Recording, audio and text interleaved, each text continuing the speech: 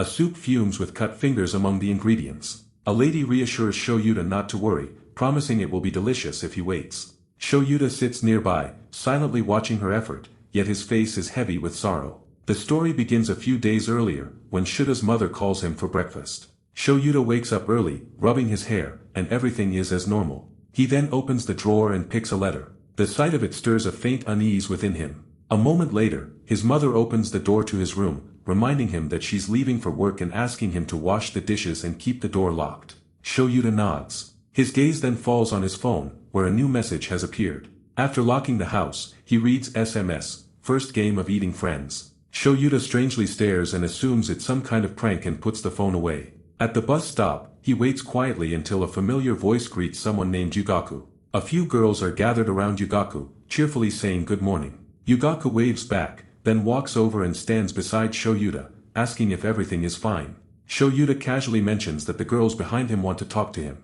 As they walk, Yugaku teases that Shoyuta has become quite popular in school. He then asks Shoyuta if anyone else would even matter when he has someone he likes. Yugaku then asks if he gave the letter to Koharu. Shoyuta hits him with a bag for his loud voice. Shoyuta shrugs and says he's waiting for the right time to confess his feelings to someone.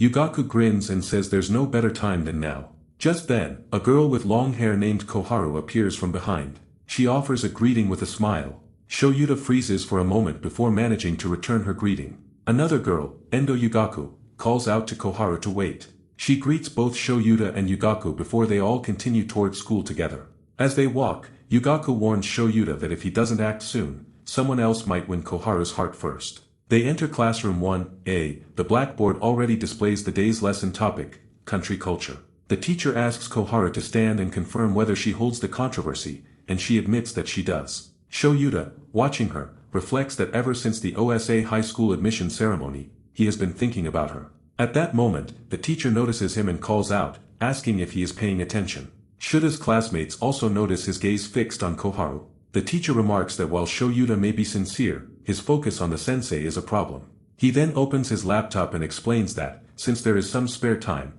he will show the class pictures that Yoshi took last summer. The images are of insects. Now Ijima reacts fearfully. Rumi comments that the pictures were not taken that long ago, and Najima confirms this. Another student, Sakuraba Masaya, asks now if she is afraid of bugs and compares it to eating dogs in China. The teacher adds that in Cambodia, eating insects is considered normal. Some of the girls whisper that they feel bad for anyone eating insects, insisting it would definitely not taste good. Meanwhile, Himamaya Yua remains absorbed in her reading. A girl casually says there's no need to worry about what they're eating, as it's likely delicious. She recalls eating a lobster and a bee at her grandmother's house, finding both surprisingly tasty. Hiroki Tanabe smirks, saying it's no surprise Yuki, a merchant's daughter, is so bold. He notes that insects are highly nutritious. A few students around them laugh, teasingly urging Yugaku to wait before saying more. Then Yua interrupts and tells Endo can eat insects. With a faint smile, now continues, asking what they'd like her to bring next time she catches some, perhaps a cockroach or a centipede. Her mockery makes Yua fall silent, looking uneasy. Shoyuta senses the discomfort. He glances toward Koharu's friends, noticing their uneasy expressions. A wave of frustration rises within him. He suddenly stands up declaring that enough is enough. One girl warns him that he's inviting trouble, but Noah laughingly asks Shoyuta whether he, too, happens to be an insect eater. Shoyuta looks down, and Yugaku comments that if he were on a desert island, he could eat anything. Shoyuta smiles faintly at him, then suddenly turns toward the girls and asks angrily if they would eat insects if their lives depended on it. The girls stare at him in surprise. From the back, a voice interrupts. A young man wearing glasses, Ayato, asks if they could eat their friends if their own lives were at stake. The entire class turns to look at him, stunned, and whispers break out as students glance nervously at their phones. Fear spreads quickly about receiving a strange message. The teacher notices the shift in atmosphere and abruptly ends the lesson, saying the subject has changed. He waves his hand and remarks that fried crickets taste the same as fried potatoes. Koharu checks her phone and appears worried. At lunch, Yugaku tells Shoyuta it was expected to feel strange after his comment about fried crickets. Shoyuta asks him to stop, but Yugaku adds that it's time he worked on his love life. Shoyuta insists it's not so simple. Taking a sip of juice, he glances at Koharu and tells Yugaku that he has no idea. Inwardly, Shoyuta reflects that if Koharu rejected him, it would at least be a safe rejection. Koharu approaches and asks Shoyuta if he would mind accompanying her to the roof. Unsure, he hesitates. She adds that there is something she wants to discuss privately. Shoyuta nervously asks if it is about him, and Koharu confirms. Looking once at Yugaku, Shoyuta stands and leaves with her. Their classmates watch curiously. As they approach the stairs, Koharu asks if he is alright. Shoyuta thinks to himself that she has no idea how popular she really is. She climbs the steps first, with Shoyuta following behind, a letter hidden in his pocket. On the roof, couples are sitting together in small groups, talking. Nervous, Shoyuta gestures for Koharu to sit apart with him. Koharu asks if he also received the message. Shoyuta wonders if this is the reason she brought him here. Looking down, he replies calmly that he did, adding that he is investigating the culprit with Yugaku. Koharu asks him to show the message. With his eyes closed, Shoyuta answers that it isn't necessary since they all received the same one. Koharu disagrees, insisting hers is different. She shows him her phone. Her status is marked as infected, and the donor listed is Amano Shoyuta. Shocked to see his own name, he looks down. Koharu checks his phone and reads he is marked as healthy. She thanks him quietly, apologizing for bothering him.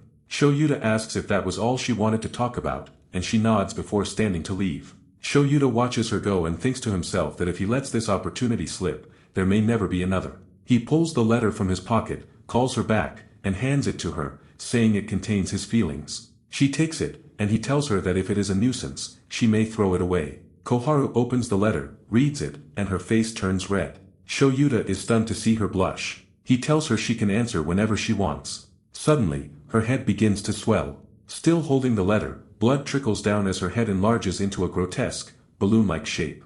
Shoyuta freezes in terror. In the next instant, her head bursts violently, and she collapses lifelessly to the ground. Horrified, Shoyuta picks up a blood-stained fragment that reads, "I like you." At that moment, his phone vibrates. A message from the game flashes at exactly 1 p.m. It reads, "Seki Koharu is dead." This is one of the 40 deaths. All of Koharu's classmates feel threatened after seeing the image of her lifeless body. Even Shoyuta mutters in shock, wondering what is happening. The next morning at assembly, the principal declares Koharu's death an accident, and later, their teacher asks the class to stay calm despite their grief. He warns the students not to be influenced by malicious prank emails. Shoyuta receives a new notification on his phone confirming his healthy condition. His expression darkens. He quietly blames himself for Koharu's death, thinking that if he hadn't gone to the roof or given her the letter, she might still be alive. Yugaku tries to calm him, but Shuta's guilt only grows deeper. Yugaku suggests Koharu's death might be tied to the Friends Eater game, and as Shoyuta listens, he adds that if the game's predictions are true, another infected person will be chosen today. Yugaku recalls Koharu saying she was the only infected in Class 1A and that only the infected know their donor's name. Shoyuta realizes another death is coming, while Yugaku reasons that if it's a game, there must be a way to survive or clear it. He speculates that for an infected person to save themselves, they must ingest the donor's vaccine. Shoyuta quietly admires Yugaku's ability to stay calm and analyze the situation. He calls Yugaku and decides to act together. Yugaku confirms. Shoyuta goes onside to question the boys, leaving the girls' side to Yugaku. After a short gossiping with both genders, Yugaku calls out that he has found their target. Together they approach Yuki, a girl from the literary club who used to work closely with Koharu and Indu. Yuki shows them her phone, trembling as she reveals a message from the game announcing her infection. Shoyuta urges her to stay calm and listen carefully. He explains that what she does next might decide whether she lives or dies. After thinking it over, Yuki says she might survive with the donor's vaccine, but they first need to find the donor's hair. Shoyuta checks the data and identifies Yuki's donor, now Ijima. Now, known for her flashy look and sharp tongue, dominates the class with her confidence and pride. Shoyuta tells Yugaku that he'll approach her directly. When he does, Now looks unimpressed and says she doesn't understand what he means. Her friends, including Najima, mock Shoyuta when he asks for her hair. Deciding to be honest, he explains that she is the only person who can provide the vaccine Yuki needs to survive. Shoyuta pleads with her again. Now whispers that she doesn't believe a word he says. Yugaku sits before her, speaking softly that it's no prank. This game actually influences and decides life and death, and this time he is also asking her help. Then Yugaku lowers his head but now asks him to stand up, and adds quietly that if he becomes infected next and she turns out to be her donor, she will give him the vaccine at every cost. Now hands over strands of her hair. Shoyuta says they got them but asks how Yuki should take them. Yugaku, remaining calm, replies that the only thing she can do is eat them. Shoyuta hesitates, wondering if it is even possible to digest hair. Yugaku answers no. But before either of them can respond further, Yuki firmly declares that she will eat it, because her life depends on it. Both boys watch her, surprised by her mental strength. Yuki's eyes, filled with tears, says that if Koharu were still alive, she would not doubt Shoyuta and would believe in him. Hearing this, Shoyuta quietly calls her name. He realizes Yuki's pain over Koharu's death runs even deeper than his own. Then they cut the hair into smaller pieces to make it easier to swallow. Yugaku offers her tea and some oblates to help. Yuki looks at Shoyuta and gently tells him that he is a kind person, and now she understands why Koharu liked him. Shoyuta is stunned, no one has ever told him this before. Yuki wonders aloud that Koharu never mentioned it to him and explains that she was certain Koharu planned to confess her feelings when she and Shoyuta went to the rooftop that day. Koharu was often misunderstood but was truly the most innocent of all. Yuki then recalls the small cat they found during lunch one day. The animal had been abandoned, and at first, everyone spoiled it. But when it came time to care for it properly, most wanted to hand it over to a health center. Only Shoyuta insisted on finding a new family. Because of that kindness, Koharu began to admire him deeply. Shoyuta listens in silence and replies softly that he never knew. Yugaku returns as Yuki prepares to drink the tea. Shoyuta tries to refocus on the situation in front of him. Yuki swallows it. Yugaku checks the time and mentions that the last results appeared at exactly 1 p.m. Shoyuta thinks this time, the vaccine was only hair, something easy to obtain, but during Koharu's turn, it was the duodenum. Fear strikes him as he imagines future rounds, wondering what would happen if the next vaccine turned out to be someone's heart. The thought of someone being forced to eat their friend's heart for survival horrifies him. Suddenly, Yuki's phone rings with a new notification. She watches and notices her condition changes from infected to healthy. Relief floods the room. Yugaku jumps with excitement and even climbs onto Shuta's shoulders in celebration. Yuki thanks them both, and Shoyuta replies that this victory belongs to everyone. News of their success spreads quickly, surprising their classmates. Yuki thanks Nao for her help, but Nao responds sharply, telling her to thank Yugaku instead. The class starts chatting again when, without warning, everyone's phones ring simultaneously. Shoyuta assumes it's another result announcement. When he checks the screen, both he and Yugaku are stunned. The total number of deaths has increased, and now 6 people are listed as deceased. Shoyuta stares in disbelief, saying they had just cleared the game. A loud crash interrupts him as a frustrated boy kicks a desk and demands to know who is playing this cruel prank. Panic spreads when a girl says that Aoi hasn't replied to her text since morning, and another confirms it. Yugaku quickly observes that all 6 names on the death list belong to students who are absent today. Trying to stay calm, Yugaku urges cooperation, telling them to visit absent students' homes and pairing everyone by neighborhood. Turning to Shoyuta, he assigns him Inami's house and asks him to send a message once he learns anything. Shoyuta runs through the streets, his heart pounding. He cannot believe that 6 people could die at the same time. When he finally reaches Inami's neighborhood, he sits abruptly, his breath shaking. Police tape seals the area, officers guard Inami's house, and chill hits him as he realizes the game's horror isn't over yet.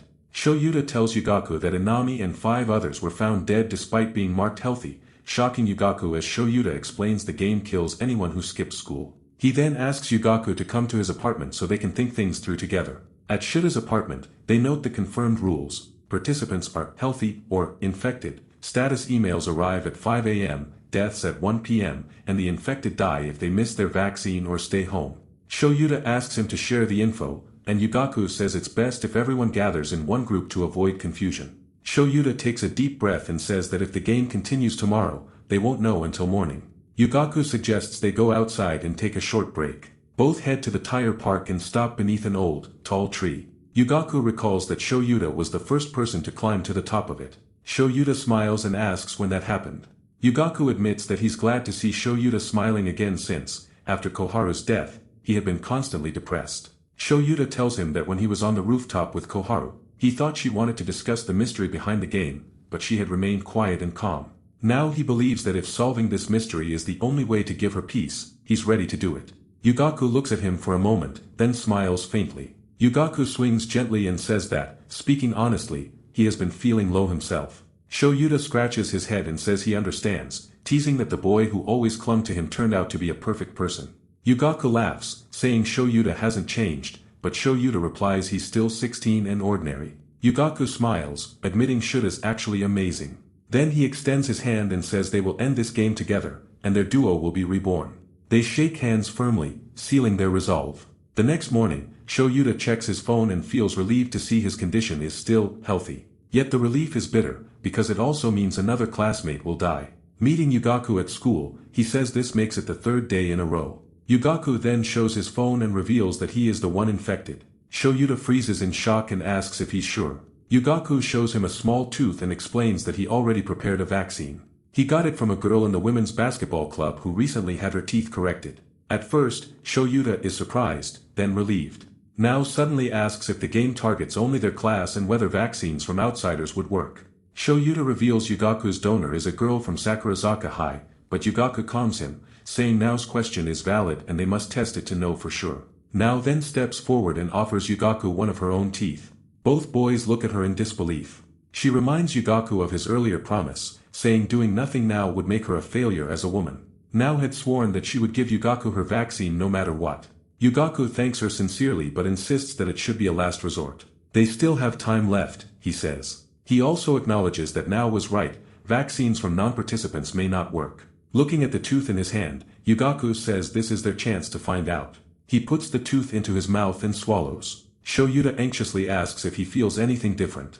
Yugaku says his body feels warm. But within moments, his condition worsens. He coughs violently and drops to his knees as panic spreads through the class. Yugaku's head begins to swell grotesquely even though the girls cover their eyes with fear. Shuta's eyes widen in terror and he is standing stunned. Yugaku gasps that taking the wrong vaccine is a rule violation. Shoyuta shouts that Yugaku can't die, but blood starts to pour down Yugaku's face. With his half-swollen head, Yugaku forces out his final words, asking Shoyuta to promise that he will end this twisted game. Then, in one last motion, Yugaku throws himself aside, and his head bursts. Shoyuta seemed to be in deep sorrow. The students shriek with fear even as they freeze in horror, staring at Yugaku's lifeless body. Shoyuta stands trembling and recalls their first meeting back in childhood. He had met Yugaku in class, learned they lived in the same complex, and cheerfully invited him to play after school. But Yugaku kept reading his book, ignoring him. Shoyuta teased him about his serious attitude, asking if reading about the stock market could really be fun. Annoyed, Yugaku told him to be quiet, explaining that the book wasn't fun, it was the one Shoyuta himself had used to study from. After school, Shoyuta asked again why he was reading such books. Wearing worn-out slippers, Yugaku looked up and asked if Shoyuta knew why they lived in the rundown Taiyuman apartments, a place that felt more like a garbage dump than a home. Shoyuta didn't understand, but Yugaku turned and said that someday he would join a famous corporation and become rich, so he could give his parents a better life. Shoyuta gazed at him with admiration, calling him cool. Yugaku asked if he wasn't going to laugh, calling Shoyuta a strange guy. Shoyuta laughed warmly, saying he never thought there would be someone as amazing as Yugaku in their class. Yugaku looked away, moved but unsure how to respond. Shoyuta then invited him to play at the tire park together. Yugaku initially refused, but Shoyuta reminded him that even their teacher said students should balance studies with fun. With tears forming in his eyes, Yugaku finally agreed. Shoyuta smiled brightly and extended his hand. Yugaku stared for a moment, then took it, and their friendship began, one that lasted for years. Through his tears, Shoyuta writes in the notebook, Rule number 6, taking the wrong vaccine causes instant death. Shoyuta clenches his fists, vowing to end the cursed game. As he turns to leave, his eyes fall on a photo of the two of them, laughing together on happier days. The next morning, all students make their way to school in silence. Shoyuta walks among them, deep in thought. For days have passed since the Friends Eater game began, and 8 classmates are already dead. Everyone knows they must keep coming to school to stay alive. Checking his phone, Shoyuta finds his status marked healthy, but the assigned vaccine is the left eye. He mutters to himself that being healthy doesn't mean he's safe, he could still be someone's donor. Everyone looks drained and afraid. Rumi sits sobbing quietly at her desk. Shoyuta approaches her and gently asks if she's alright. Nijima immediately calls out, telling him to stay away because he might be infected. Shoyuta sees the class in panic, fearing everything, and realizes that if this keeps up, none of them will survive. He raises his voice, asking everyone to listen. He urges them to trust one another and reveal if anyone has been infected. His words echo through the tense classroom. All eyes turn toward him, some filled with suspicion, others with grief. Ayato interrupts coldly, calling Shoyuta a fool. He argues that no infected person would ever expose themselves willingly. Shoyuta glances at him, recalling that Ayato is heir to one of the top schools in the prefecture, a brilliant student who often looks down on others. Shoyuta insists that there's no reason for anyone to hide the rules now. Ayato counters sharply, saying that revealing one's status would be the same as signing their own death warrant. The words sink in, and Shoyuta feels a chill. It means there's really nothing they can do. Now steps forward and asks Ayato what they should do now. Her voice trembles with anger and tears as she cries out her hatred for the game's rules, reminding everyone how Yugaku once tried to fight back. Shoyuta moves closer, trying to calm her down. Now continues, saying that if they keep doing nothing, they'll all be forced into the game anyway. She agrees with Shoyuta, they need to work together. Rumi turns to Nejima, asking if they should do as Now says. Several boys whisper about teaming up to find a way to escape this nightmare. For the first time, Shoyuta feels a flicker of hope. He thanks Now sincerely. Suddenly Shuta's eyes catch sight of a baseball bat. 3 delinquents enter the classroom, loud, rough, and confident.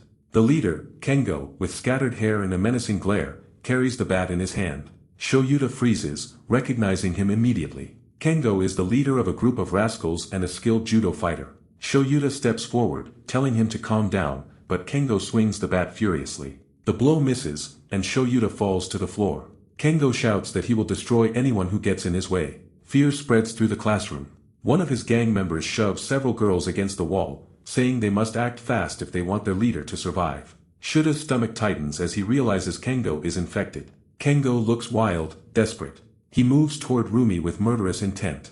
Now steps in front of him, calling for him to stop, but one of Kengo's men slaps Rumi hard and pushes her to the ground. Now shouts her name. Kengo orders his followers to hold Rumi down. Shoyuta rushes to help but is struck hard by another boy and thrown back. The attacker is Jinji Terry, Kengo's second-in-command and a delinquent from the boxing club. Jinji warns him that resisting will only get him hurt. Shoyuta glares at him, knowing Jinji's reputation for violence. Shoyuta tries to reason with them, shouting that what they're doing is wrong and that continuing this way will destroy them all. But Jinji replies coldly, asking if Shoyuta would rather let Kengo die. Shoyuta hesitates. He can't deny that Kengo's infection has driven him mad. He thinks briefly of Yugaku, wishing he were there to stop this. Kengo steps over Rumi. Now tries to intervene again but can't reach her. Shoyuta calls out desperately, begging Kengo to stop and think of another way to save everyone. But Kengo's rage only deepens. He raises the bat and slams it down on Rumi's head. Blood splatters as she collapses, gasping in pain.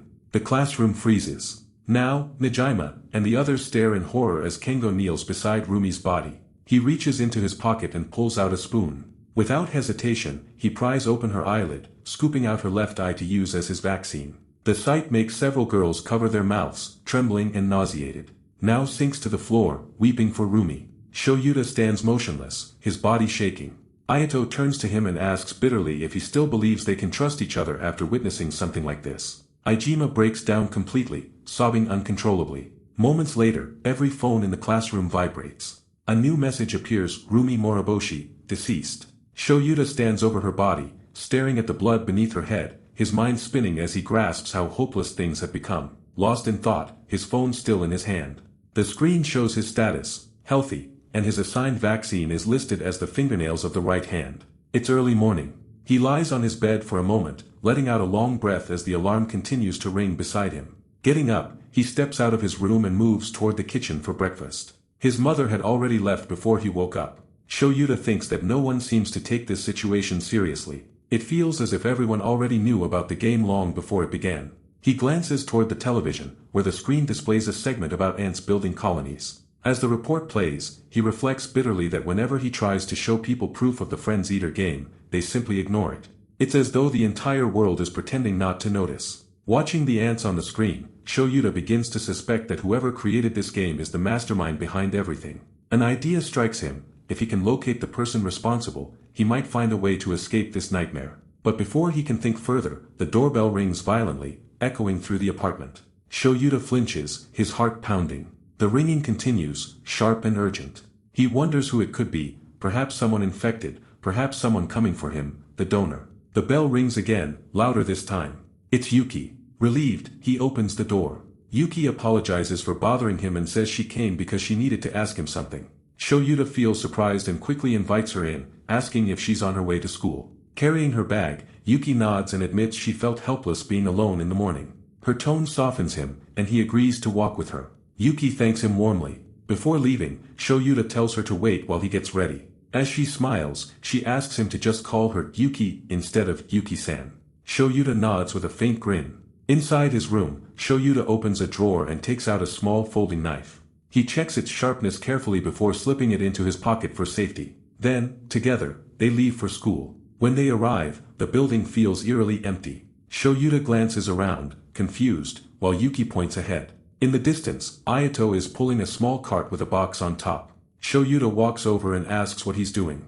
Ayato replies that the box contains cutlery, spices, and cooking supplies. He also adds that he intends to use the cutlery to cook human meat when the time comes. Shoyuta jerks in disbelief, grabbing him by the shoulder and demanding what he means. Ayato answers coldly that he hasn't decided to cook everyone, but he'll use people close to him if necessary. He smirks and asks if Shoyuta came prepared. In response, Shoyuta quietly shows him the knife in his pocket. Ayato nods slightly and remarks that eating raw meat is dangerous, so he plans to stay healthy. Shoyuta stares at him for a moment, then offers to help if Ayato is heading toward the student kitchen. Taking the box, Shoyuta apologizes for his earlier reaction. Yuki also steps forward to help carry it. Together, they enter the classroom, thinking they have arrived just in time for the start of lessons. But to their surprise, the entire class is already seated. The atmosphere is tense.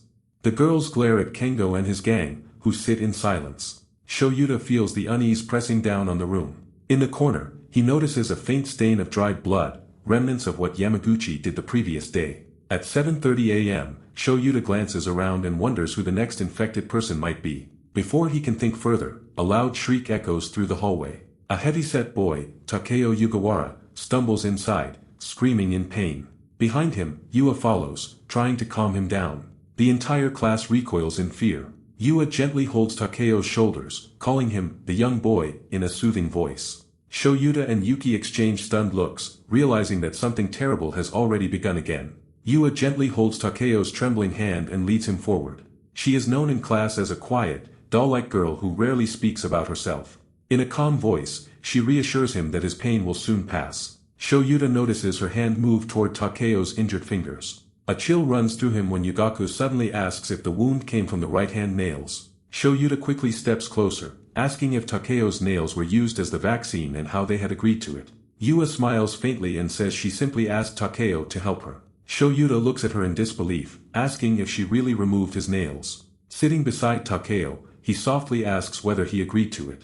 Takeo winces and admits that he helped because she depended on him. Hearing this, Shoyuta tells him he did something brave, that it's a lesson for everyone. But when Takeo lifts his hand, blood trickles from the places where his nails had been. Shoyuta shudders at the sight. A boy named Hiroaki steps forward, offering to take Takeo to the infirmary. Shoyuta asks if Takeo will be alright there. Hiroaki nods confidently, saying he knows how to treat it. He is the class president, always the one who takes on the jobs no one else wants. Smiling, Hiroaki jokes that with Yugaku gone, they must support the class themselves. His words lift the mood slightly, even bringing small smiles to the girls. Shoyuta, too, feels a brief spark of relief. 3 hours earlier, in a room cluttered with figures and collectible dolls, Hiroaki was lying under his blanket, muttering that he was tired of school. He lovingly looks at a doll and asks her to save him. From downstairs, his mother called out, asking if he was expecting a visitor. Curious, Takeo went to the entrance, and froze. Yua stood there in her school uniform, her expression gentle but unreadable. He hesitated, then invited her upstairs. In his room, Yua quietly looked around and touched one of the dolls. Takeo quickly took it from her, explaining that it was a limited edition. Trying to hide his nervousness, he asked what brought her there. She did not reply and looked at him with a cute face. Takeo gazed at her legs and neck. Yua said that she wanted his help. She held up her phone, showing a message that identified her donor as a male student. Her eyes met his, and Takeo realized what she was asking for. Startled, he slipped back and fearfully asked why she came to him instead of someone else. With calm persistence, Yua placed her hand over his and told him that he was kind, that she trusted him more than anyone. Her quiet confidence disarmed him. She asked softly for his help, requesting that she needed his nails for the vaccine. She also caressed his hairs and lips. Takeo felt aroused and he started to sweat. Yua's calm presence made him relent and he extended his hand to her. She rubbed it with her breast and promised to be all right after asking for the help again. Taking a small tool from her bag, she prepared to remove one of his nails. Takeo clenched his teeth as she counted down. When she pulled, pain shot through him, and he cried out. Back in the present, Hiroaki finishes bandaging Takeo's hand while the others watch in silence. Yua sits nearby, calmly polishing her own nails. Ayato observes her with a sharp look and mutters that she's a clever woman. Moments later, a notification sounds about the 5th round's clearance. The next morning, Shuta's phone blinks with a new email. He shudders as he reads it. His status is infected and his vaccine is the kidney of Hiroaki Tanabe. The thought that he may have to kill Hiroaki shocks him, his body trembles. He looks around the room, searching for any other option, then leaves for school with a heavy heart.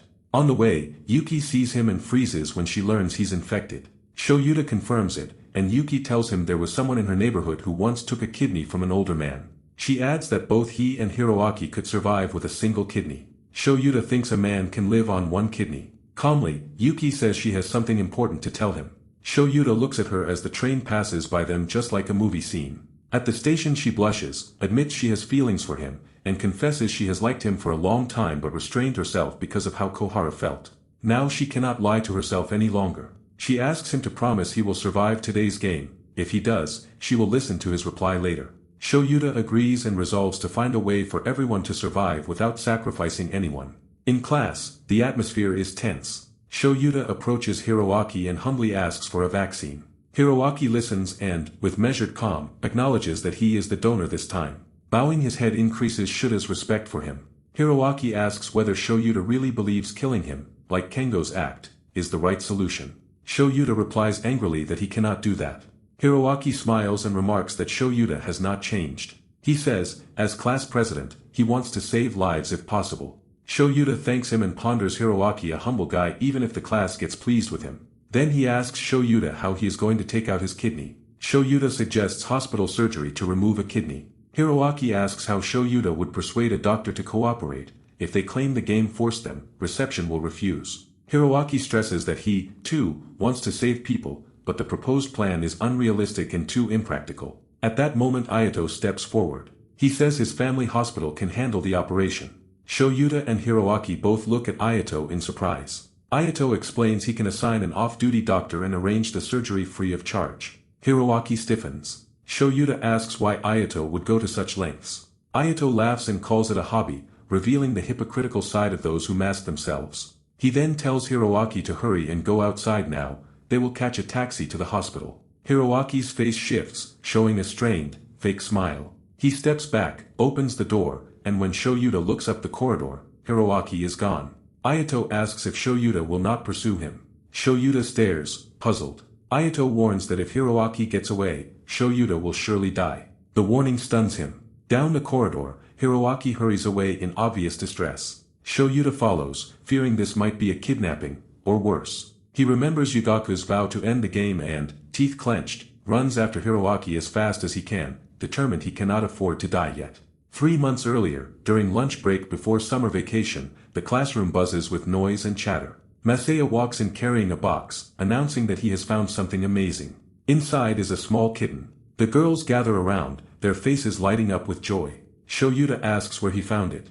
Masaya proudly replies that it was abandoned near the school gates. He calls it unbelievable that someone could do something so heartless, adding that if he hadn't found it, no one knows what might have happened. Yuki brings the kitten to Koharu, who is reading quietly. Koharu glances up and says she isn't interested. Yuki gently asks her to help dry it off. Smiling softly, Koharu takes the kitten and admits that it's adorable. Shoyuta, watching her, realizes he has never seen her smile like that before. When he asks who will care for the kitten, Masaya quickly says he only picked it up. He has no plans to raise it.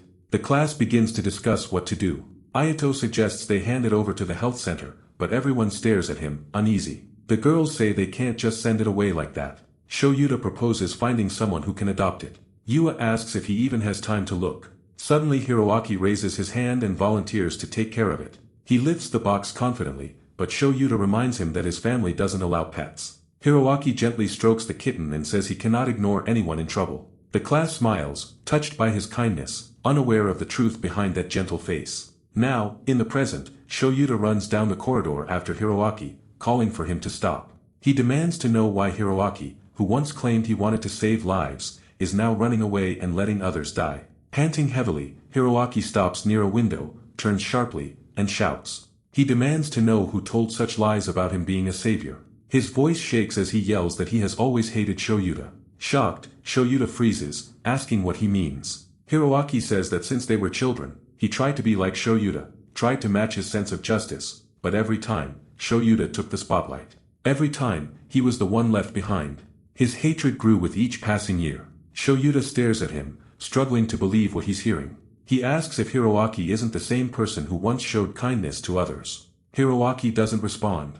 Instead, he steps onto the window ledge and runs outside. Shoyuta follows without hesitation, leaping after him. He never imagined Hiroaki could be so different from the person he claims to be. He stretches out a hand to catch him, but slips and falls hard to the ground below. Pain surges through his body as Hiroaki turns, smirking. Hiroaki mocks and kicks at his ankle, reminding Shoyuta that his injured left foot had once forced him to quit basketball. He recalls how Shoyuta used to play roughly in practice games, always trying to chase the level of his childhood friend, Yugaku. Laughing cruelly, Hiroaki asks how it feels to lose again. And if he fails to catch him he will die. Shoyuta struggles to rise, insisting that Hiroaki isn't the person he once knew, that he was the one who promised to care for the abandoned cat. Hiroaki's face twists with rage. He kicks Shuta's face frequently and shouts, saying it's the perfect time to tell him what really happened to that kitten. He explains that after he had texted the class group saying he would adopt it, he took it home and sealed it inside a bag. He already had a list of massacred cats. Then, in a moment of chilling cruelty, he went to the kitchen, opened the oven and put the bag into it and turned it on. He recalls how it moved and cried, and how he watched it without flinching. He liked the smell of cat meat. When he opened the oven the blood leaked all over. Shuta's face turns pale as Hiroaki continues, describing how looking down on something weaker than himself gave him satisfaction. With that, Hiroaki turns toward the exit, smirking coldly. He says his story ends here and walks off, leaving Shoyuta injured and helpless.